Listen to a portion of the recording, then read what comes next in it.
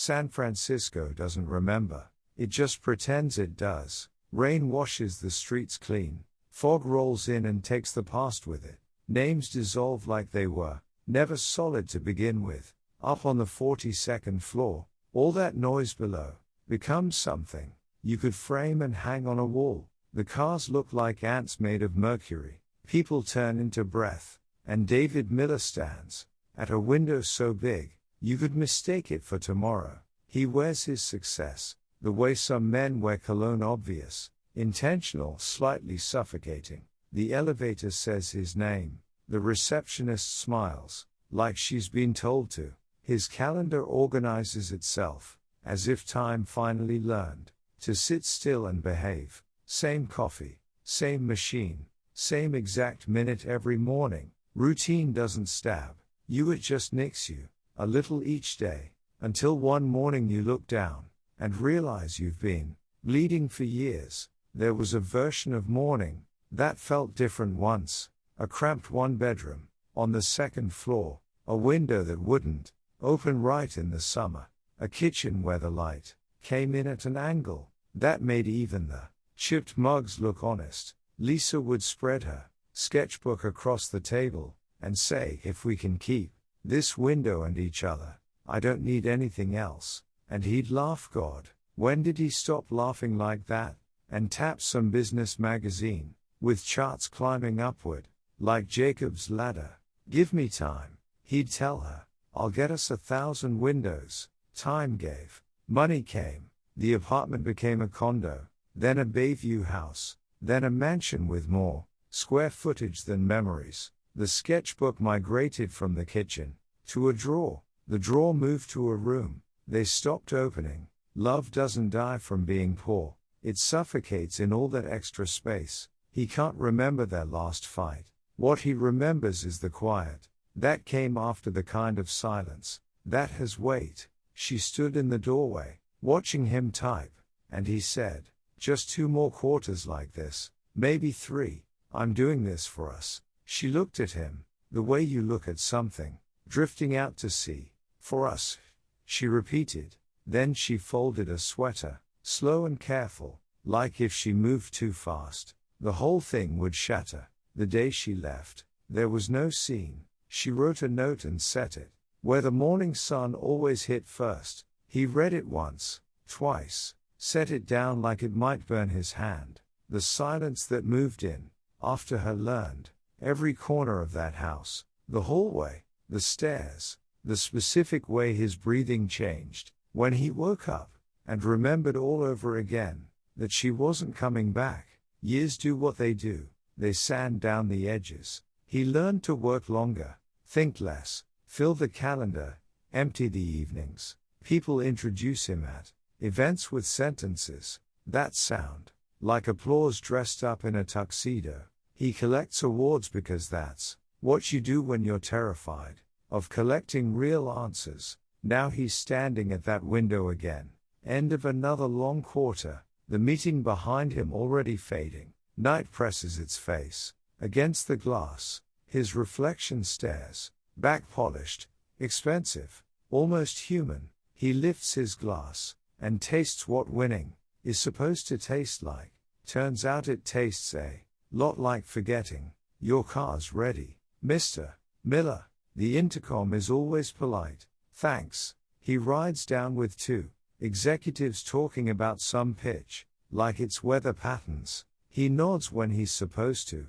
The lobby spits him out into the night. Rain. Of course it's raining. He gets in the car, watches the wipers drag water back and forth, never quite getting it all. "Fairmont first, sir?" He nods. "There's a gala tonight. Something about homelessness." He'll say something compassionate. He practiced in the bathroom mirror this morning, believed for maybe 5 seconds. He'll stand at a podium while crystal catches chandeliers, and everyone pretends the clinking silverware isn't louder than any truth they're willing to hear. He'll do what's expected. He's good at that. He closes his eyes as the car climbs. A face flickers behind his eyelids, hair pulled back, pencil tucked behind her ear. eyes that looked at you, like a promise, someone actually meant to keep.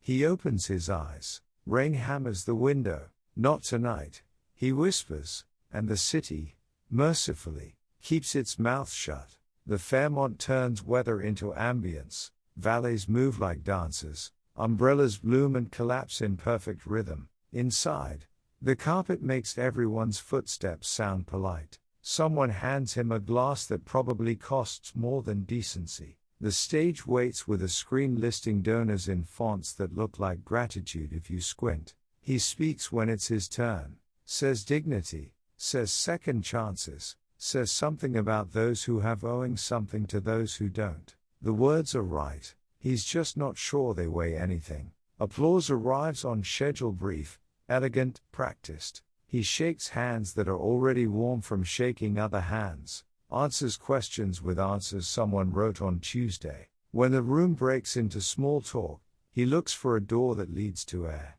Outside, the rain's lighter now. It draws lines on the pavement like a kid learning cursive. Across the driveway, under a streetlight that can't quite commit, there's a figure wrapped in a blanket. The city's full of silhouettes. This one becomes a person when she lifts her face. Something shifts in his chest the way old houses settle before a storm. He feels his own name the way you feel a step you almost missed. He watches her mouth move, watches her eyes, and the years he thought were safe collapse like a house of cards in slow motion. He steps out from under the awning. Rain finds him immediately. His shoes forget what they cost. The distance between them shrinks and stretches. He thinks, this is just bad lighting. This is coincidence wearing rain as a costume. But the closer he gets, the more the city seems to step back, making room for something smaller and more terrible than truth. Lisa, he says.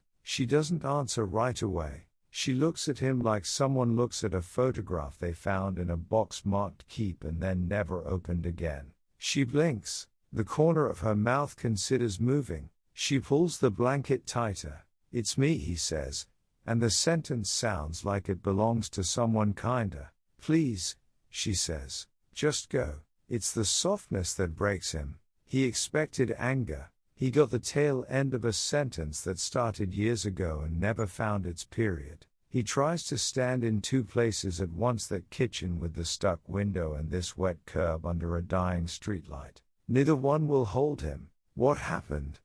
He asks. She shakes her head. You don't get to ask that. A bus wheezes to a stop. A handful of people cross between them. When the street clears, the lamps shining on nothing but rain. He spins, scanning faces, coats, shadows. The city's done this before, hidden people in plain sight. It knows how. He stands there longer than the weather thinks is reasonable. The doorman watches from a professional distance. A server glides past with a tray of glasses that catch light for half a second before disappearing back into the orbit of money. He goes back inside, but not to the ballroom. Stands in a hallway where oil paintings from another century pretend to care. He thinks about a drawer he hasn't opened, a letter he pretended to forget, a sketchbook that used to swallow entire mornings. When the night ends, he leaves without goodbyes. In the car, the driver asks about the radio. He shakes his head. The city outside is a movie he's seen before, except someone changed the ending. He watches the rain and understands, maybe for the first time, that the past isn't behind him. It's walking right beside him, keeping pace, waiting for him to turn his head. He cancels a morning full of meetings with words that sound legitimate enough. Push the board prep. Tell them I'm meeting a client. He doesn't recognize his own voice, just the urgency wearing it like a stolen coat. The map on his phone becomes a list of places people go when everywhere else has shut its doors. A shelter on Market, a church with a basement that smells like coffee and endurance, a clinic that treats wounds and stories with equal seriousness. He stands in lines where names are nicknames and nicknames are armor. He learns how to ask questions without sounding like he's asking for proof of anything. At the shelter, a woman named Martha looks at him over glasses that have witnessed more than any institution wants to document. She comes some afternoons, Martha says, sits in the back, Draws. He looks at the room the way you look at a horizon, hoping a ship will announce itself. He comes back the next day, and the day after. He listens to conversations that start with weather and end in someone's entire biography. He hears how a city can love you right up until it doesn't. Watches a man teach another man how to fold a blanket so it looks like home. Notices a sign on the wall, "No pictures please." Understands it's not about privacy, it's about dignity. Fourth day, he finds the church unlocked and warmer than the street. In a side yard, near steps that know the weight of waiting, she sits with a pencil that survived too many pockets. Sketchbook open, she draws without looking up. He stands just outside the scene he's been rehearsing every night since that curb. Lisa. He doesn't try to make it sound like a question or an apology. It's just her name.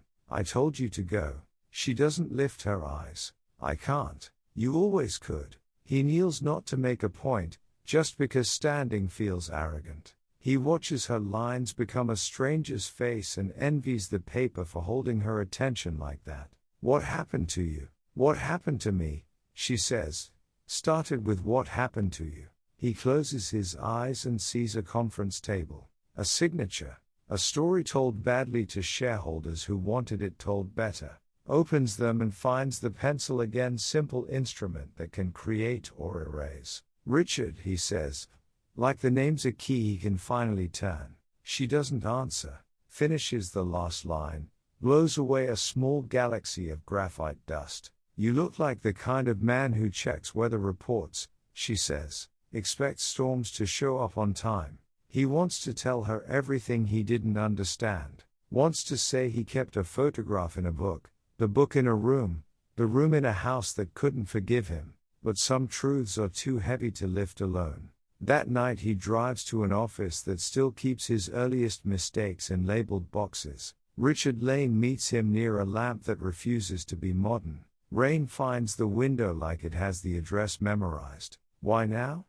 Richard asks before the folders learn their fate. "I saw her." Richard breathes out through his nose. Could be a sigh, could be an answer. Pulls a box closer. Opens a file like a book he told himself not to reread. "You were building something fast. One of your early partners wanted faster. Cut corners. When it collapsed, someone's name had to go on it." David stares at the page, his signature repeating like a mantra. "Mine." She signed. Richard says. Said it was standard paperwork. Said you were busy. Said she trusted you. She thought she was signing routine disclosures. She thought love was a kind of contract. Richard closes the folder. "They offered a deal. She took it. 5 years. Wouldn't let us call you. Said you had a future. Said prison ends but your work could build something. She wouldn't let us trade your name for her time." The room waits for a word that doesn't exist in any language. David puts his hands on the desk because it's the only thing that feels like a fact. He tries to arrange those years into a shape he can forgive. They won't cooperate. Where'd she go when she got out? Where do people go when one door closes and no other door opens?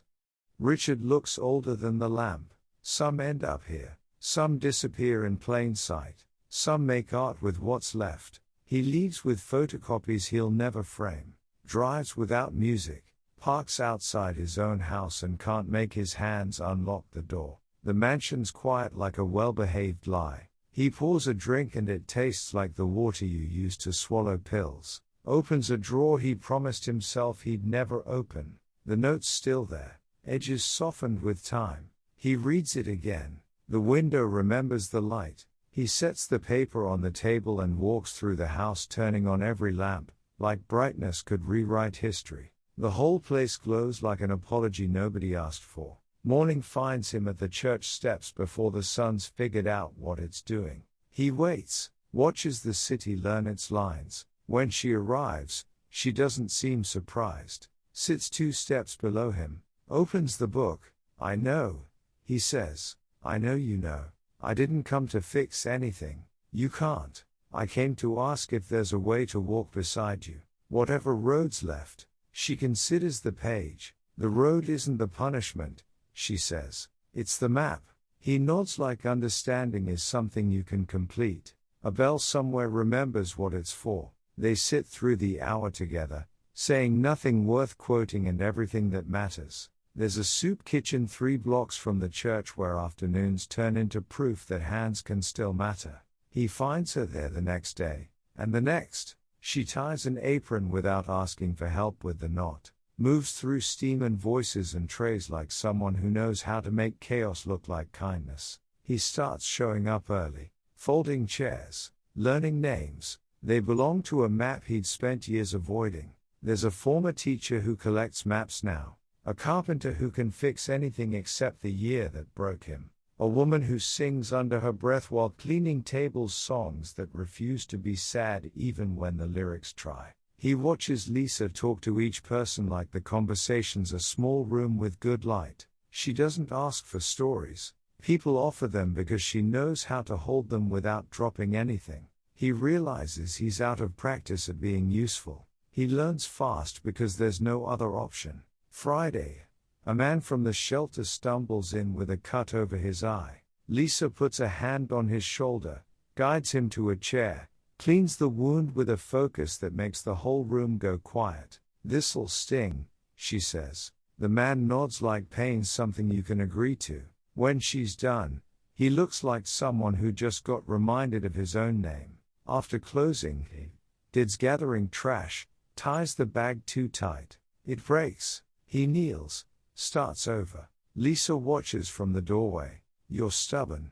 I'm late. You're both." They sit on the back step with paper coffee cups living their second life. He says, "I'm selling part of the firm." The sentence lands between them and looks at the sky. "Want to set up something that doesn't have my name first." She turns her cup slowly. "You think money fixes harm?" "No. I think money can be useful for once." "What would you call it?" "The Lisa Foundation." He waits for permission or a slap. She looks toward the alley where the day's leaving its last light. "Names are heavy. If you're carrying mine, make sure it helps someone else walk." "It will." He spends the next month in rooms where people speak legal with straight faces. Tells the board he's redirecting personal equity. They ask if he's sick, if he's being blackmailed, if he found religion. He says only that some debts get paid forward or they don't get paid at all. They don't know how to vote against that. He picks a building with windows that look like they remember summer. Hires a director who once rebuilt a life that statistics said was finished. Signs papers without his hands shaking. Orders desks that don't pretend to be important. Puts one photograph on a shelf, a door being held open from the inside. Meanwhile, he keeps showing up at the kitchen. Learns the rhythm. Learns that punishment's a system and mercy's a decision. Stops checking his watch when the line slows. Pays attention to weather because it changes people's faces. One evening after the last tray's washed, Lisa walks beside him down a street that's learned their footsteps. "Remember the window?" He smiles without moving his mouth. "Every morning, you chased a future. I don't blame you. I traded us for it. You traded the version of us that couldn't survive," she says. "The other version's here, handing out bowls." They stop near a corner where a streetlight's forgotten its job. She looks up, counts quietly, timing the flicker. He watches her like someone just handed him back a language he thought he'd lost. "I won't ask you to forgive me," he says. "I won't ask you to stay the same," she answers. They part with a nod that belongs to two people who understand promises can be simple without being small. The foundation opens quietly. First woman through the door leaves with a folder, not salvation, just schedules and a phone number she can call at 3 a.m. if sleep decides to be cruel. Second woman asks if they'll check her past at the entrance. "Only if you want us to carry it," the director says. Third woman sits in a chair and cries because the chair doesn't want anything from her. Word spreads the way real news travels, friend to friend, hand to hand. David visits, stays in the background, kneels to fix a table leg and feels useful in a way that makes the expensive parts of his life look like Halloween costumes. One afternoon, there's a drawing on his desk, torn from a small book, not signed. Doesn't need to be. The lines are sure, The shading patient. It's a doorway with light on both sides. He takes it home, puts it where the morning used to land first. February picks a colder wind. The city narrows its eyes and pretends it's not shivering. Thursday. His phone rings during a meeting about something that won't matter by next week. The number belongs to the clinic near the church. The voice is steady the way people get when steady is all they have left to offer. She collapsed outside. We stabilized what we could. You should come. Hospitals are designed to make time behave. Clocks look like regulations. Chairs look like patience. He walks down a hallway that smells like bleach and bravery. A nurse leads him to a room where light asks permission through blinds. Lisa's resting with her eyes closed. Small rise and fall under a blanket trying its best. He sits, takes her hand, doesn't speak because the room would hear it as asking for something. After a while she opens her eyes, searches for the present. When she finds it, she smiles with the part of her mouth that still believes in mornings. You finally saw me. Never stopped. Just learned where to look. They talk about small things. The volunteer who tells terrible jokes everyone appreciates. The woman who learned to hold a pen again. The man who apologized to his own hands for making them wait this long. They avoid the language doctors use when they're charting a body that's giving up. A doctor comes, explains what the heart can't carry anymore. The words are kind. They always are when there's nothing left to fix. She listens, thanks him for his honesty. After he leaves, they watch light travel across the wall-long journey for such a small piece of brightness. I kept the window, she says. He looks confused, then remembers. Of course you did. It never belonged to the apartment. It belonged to the idea that we could keep something simple and call it ours. He nods. I tried to buy it back with everything else. Can't buy weather. Evening comes early because February insists. He tells her about the foundation. She tells him about the woman who laughed for the first time in a year because someone taught her to steam rice without burning it. They agree that laughter and rice are both shelter. Her breathing slows the way a song does when it remembers the last note. He feels the room listening, holds her hand the way you hold a railing when wind stands up. When the stillness arrives, it doesn't announce itself, just replaces motion. He stays there long after the machines have clocked out, says thank you without making sound, presses his forehead to the back of her hand and discovers that grief isn't just about absence, it's about the shape of what's left behind. The funeral's small because she liked rooms where people could hear each other. The church offers a hymn that knows how to be strong without being loud. The kitchen crew comes in clothes that don't quite fit the occasion. They sit together, tell stories that work like bridges. He goes back to work. The foundation, the kitchen, the city that never decides anything. He keeps a seat open at every table, walks slower, learned seasons by how the church steps feel under his shoes, marks the first snow not by the news but by how the air tastes. A year later he's standing outside the foundation when a woman he's never met exits with groceries and a paper he knows by heart. She nods, stranger thanking stranger. He watches her turn the corner and imagines a room where light lands in the same spot every morning. 5 years later there's a wall in the lobby covered with drawings. Faces that would otherwise fade. Doorways arguing with darkness. Hands remembering their purpose. None signed. The pen's a chorus, not a solo. People ask where the artist is. The director says, everywhere. He still visits those steps each winter. Leaves a folded blanket the color of weather. Lights a candle that doesn't make a scene. Stands for a while. Listens to traffic teaching patience. Thinks about something she said once, promise me you won't change, and how promises sometimes keep themselves by admitting they failed. 15th winter since that night under the lamp. He walks the block with 2 coffees and nobody to hand the second one to. Sets it on the step. Says a name that belongs equally to memory and breath. A passerby asks if he's waiting for someone. Yes, he says, which is true in a way that makes sense to anyone who's loved across a distance time thought it could enforce. Back at the foundation, a young woman sits across from him, asks what this place is for. Starting again, he says, without pretending nothing happened. She nods like she expected a slogan and got a map instead. He adds, keeping a window. She smiles like someone who knows exactly which one. He goes home to a house that's gradually becoming rooms again. The drawing of the doorways still where morning finds it first. On windy nights, the bay argues with the shore and the glass remembers it's not stronger than everything. He stands at the window and understands that seeing is practice, not a moment. Sometimes, right before sleep, he hears a pencil moving across paper.